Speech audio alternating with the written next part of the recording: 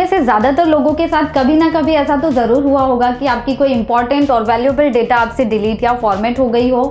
आपकी पिक्चर या वीडियो की कलेक्शन जो आपने बड़े प्यार से बनाई थी अचानक आपसे डिलीट हो गई हो।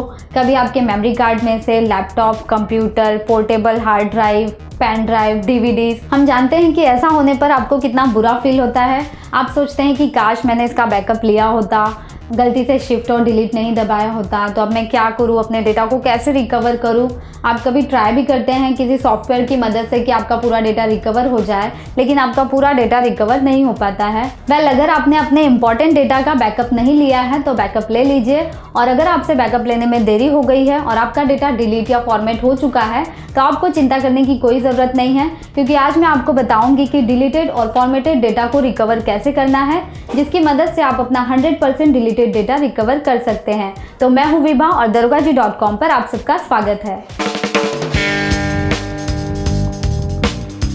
तो दोस्तों, इजिस डेटा रिकवरी ये बहुत ही कमाल का सॉफ्टवेयर है एंड ट्रस्ट मी, इस सॉफ्टवेयर की मदद से आप अपना पूरा डेटा रिकवर कर सकते हैं। तो अब सबसे पहले हम किसी फोल्डर में से डेटा को शिफ्ट डिलीट करते हैं। ये एक फोल्डर है जिसे हमने डी ड्राइव में मोस्ट इम्पॉर्टेंट फाइल के नाम से सेव कर रखा है और इस फोल्डर में pictures, video, MP3, zip file, almost 5-6 types की फाइल्स हैं। अब इस फोल्डर की साइज़ को चेक करते हैं। यहाँ इसे राइट साइड क्लिक करके चेक किया, इसकी साइज़ 431 MB है। हमने इन्हें सिलेक्ट ऑल किया और शिफ्ट डिलीट किया। अब हमारा सारा डेटा डिलीट हो चुका है। आप देख सकते हैं ये फाइल और फोल्डर रिसाइकल बिन में भी अवेलेबल नहीं है, क्योंकि इसे शिफ्ट डिलीट किया गया है। तो अब इसे रिकवर करते हैं। सॉफ्टवेयर डाउनलोड होने के बाद जिप फाइल को एक्सट्रैक्ट करें, देन एक्सट्रैक्ट किया हुआ फोल्डर ओपन करें।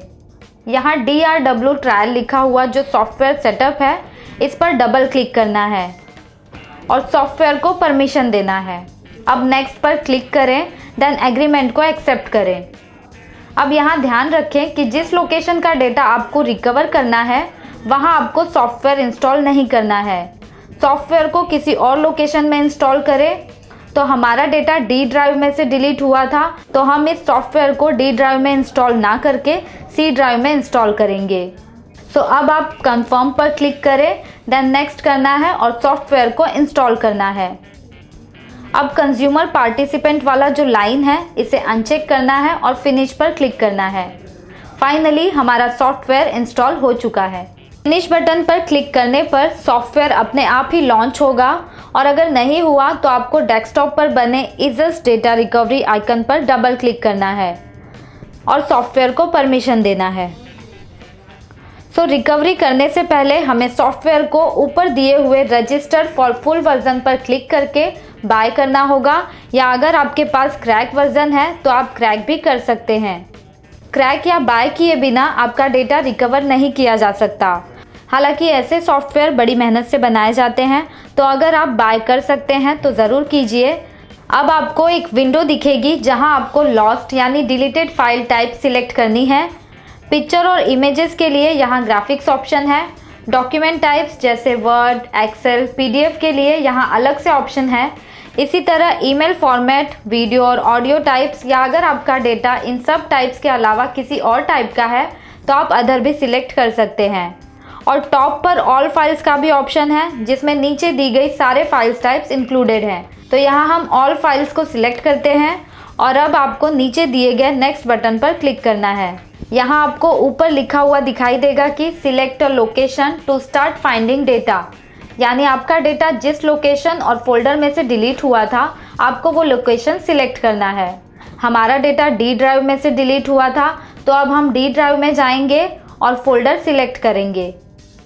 ये हम डी ड्राइव में गए। अब यहाँ ऑटोमेटिकली डी ड्राइव के सारे अवेलेबल और डिलीटेड फोल्डर स्कैन होंगे। आप देख सकते हैं कि हमारा डिलीट हुआ फोल्डर इम्पोर्टेंट फाइल नाम का यहाँ शो हो रहा है। और अगर ऑटोमेटिकली स्कैन होने के बाद भी आपका फोल्डर शो नहीं होता है तो आप डीप स्कैन भी कर सकते हैं। अब हम हमारे फोल्डर को सिलेक्ट करेंगे एंड लेफ्ट साइड में आप देख सकते हैं कि प्लस साइन दी गई है। इसे क्लिक करके आप फोल्डर के अंदर अवेलेबल फोल्डर को भी देख सकते हैं। और इसके साथ ही आप ऊपर देख सकते हैं कि हमारे इम्पोर्टेंट फाइल फोल्डर की साइज शो हो रही है 431 MB की, जिसे हमने डेटा डिलीट करने के पहले भी चेक किया था। अब आप नीचे दिए गए ऑरेंज कलर के रिकवर बटन पर क्लिक करें। इसके बाद कोई एक लोकेशन सिलेक्ट करें जहां आपकी रिकवर हुई फाइल रीस्टोर होगी। यहां हम हमारी जी ड्राइव को सिलेक्ट करेंगे। हमारी WD elements portable hard drive हमारे लैपटॉप में कनेक्टेड है, तो हम इसे सिलेक्ट करते हैं। आप कोई भी लोकेशन सिलेक्ट कर सकते हैं। यहाँ हमने रिकवर डेटा के नाम से एक फ़ोल्डर क्रिएट किया जिससे हमें डेटा मिलने में आसानी हो। अब ओके बटन पर क्लिक किया। अब आप देख सकते हैं कि हमारा सारा डेटा रिकवर हो रहा है। यहाँ आपके डेटा के साइज़ के अनुसार टाइम लगेगा। अगर आपका डेटा GB में है तो थोड़ा ज़्यादा टाइम भी लग सकता है। हालांकि आप कितने भी साइज़ का डेटा रिकवर कर सकते हैं, इसकी कोई लिमिट नहीं है, पर ट्रायल वर्जन में आप बहुत ही लिमिटेड डेटा रिकवर कर पाते हैं। अब हमारा डेटा रिकवर हो चुका है। अब ओके बटन पर क्लिक करें। आप देख सकते हैं कि वो फोल्डर अपने आप ही ओपन हो चुका है जिसमें हमने डेटा रिकवर किया था। अब हम फोल्डर ओपन करते हैं। देन इम्पॉर्टेंट फाइल्स का फोल्डर यहाँ रिकवर हो चुका है एंड आप देख सकते हैं कि यहाँ वो सारी फाइल्स अवेलेबल है। हमारा वॉलपेपर का फोल्डर, कुछ वीडियोस, MP3 फाइल्स, हमारी जिप फाइल्स, जो भी 5-6 टाइप्स की फाइल डिलीट हुई थी, यहाँ सब रिकवर हो चुकी हैं। एक बार हम फिर से फ़ोल्डर की साइज़ को मैच करते हैं एंड ग्रेट, आप देख सकते हैं कि फ़ोल्डर की साइज़ भी मैच हो रही है 431 MB, जो डेटा डिलीट होने के पहले भी थी। अब सॉफ्टवेयर का काम पूरा हो चुका है, इसे एग्ज़िट करते हैं। तो दोस्तों, आई होप ये सारी बातें आपको अच्छे से समझ में आ गई होगी। अगर आप ध्यान से इन स्टेप्स को फॉलो करेंगे तो आप अपना सारा डिलीटेड डेटा रिकवर कर सकते हैं। आई होप ये वीडियो आपको अच्छा लगा होगा, तो लाइक एंड कमेंट ज़रूर करें और इस तरह के हिंदी में टिप्स एंड ट्रिक्स वीडियो के लिए आप हमें सब्सक्राइब ज़रूर करें। और इस वीडियो को देखने के लिए आप सबका बहुत बहुत शुक्रिया।